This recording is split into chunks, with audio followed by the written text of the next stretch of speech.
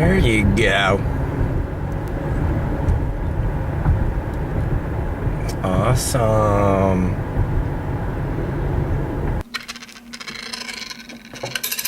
Tails. Bam! 3. Welcome back to Mr. Patrick Show. Meow! She's a black kitty. Meow!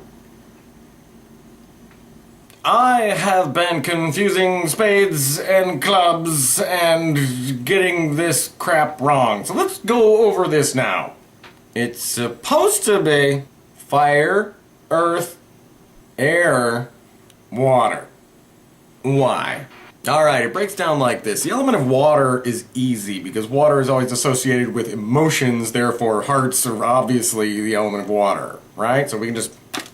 And the element of earth is always associated with like material possessions and wealth and obviously diamonds, duh. So, the only thing left is to decide which of these two is air and which of these two is fire. One of these is fire and one of these is air.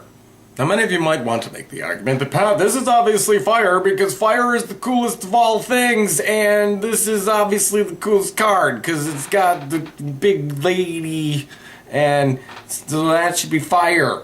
But I would argue you can't do that because then you're leaving this being air and the clovers have nothing to do with air.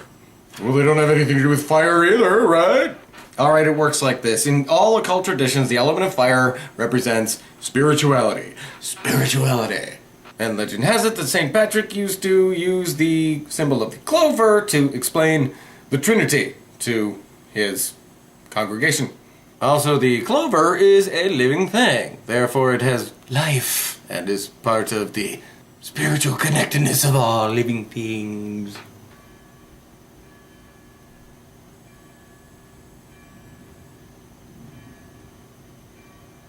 I told you.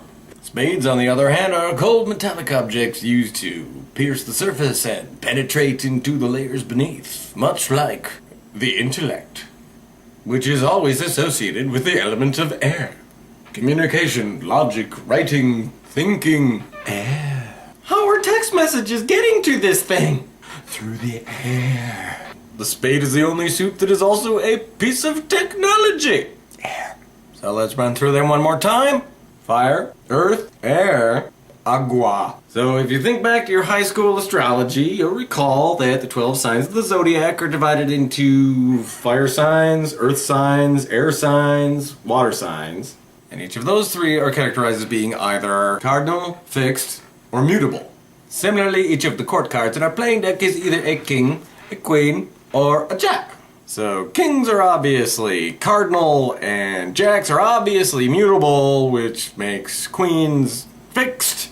And from there it's pretty easy to figure out which court card corresponds to which sign of the zodiac, and we're going to review them quickly now.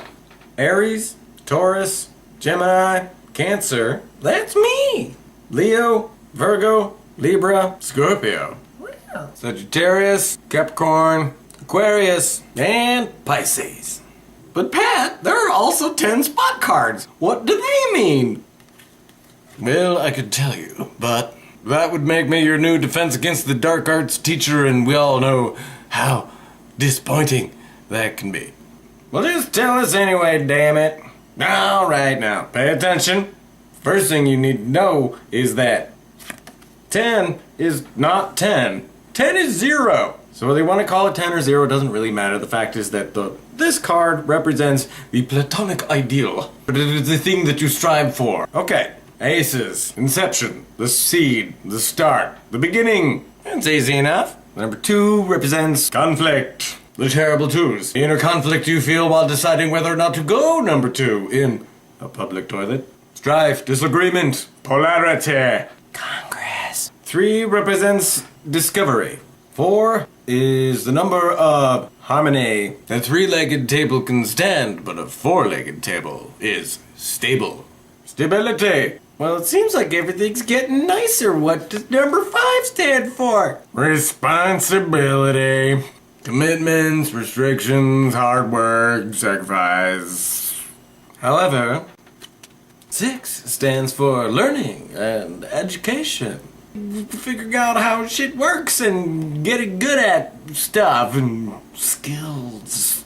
So now we've gone from the seed up through conflict and discovery to harmony and stability to responsibility to learning and education. What more could there be? 7. Magic. Alright, so 8 represents a promise. See how the 8 is shaped like a little bow that you might see on a gift wrap present? Well, you don't know what's inside that gift wrap present box, do you? You gotta wait till Christmas. And finally, at long last, we get to the greatest number of all. Number 9, attainment. Goals achieved. That's all there is to it, really, if you know what the numbers mean, and you know what the suits mean, and you know what astrological signs the court cards represent, and what characteristics. You can totally bullshit your way through any fortune telling with ordinary playing card and fool your friends. But you didn't explain the jokers. Class dismissed.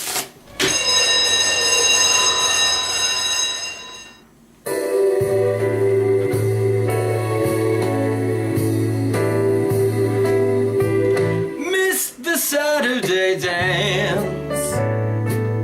Heard they crowded the floor.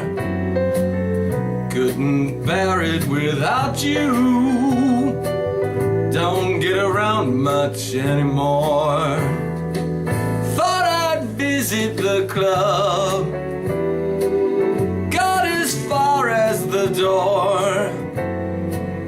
They'd have asked me about you. Don't get around much anymore. And now, darling, I guess my mind's more at ease.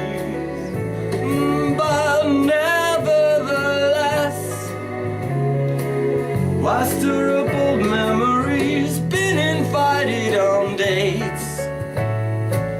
Might have gone, but what for? It's awfully different without you. Don't get around much anymore.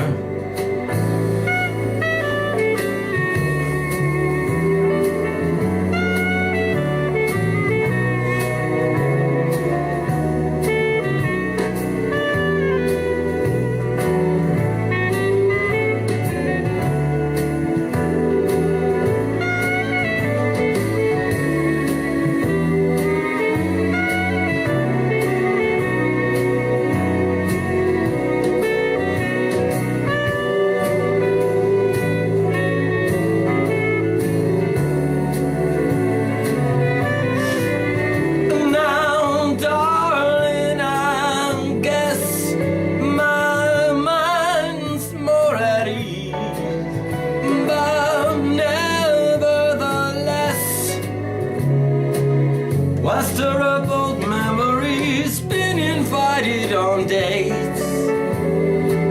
Might have gone, but what for? It's awfully different without you. Don't get around much anymore. It's awfully different without you. Don't get around much anymore.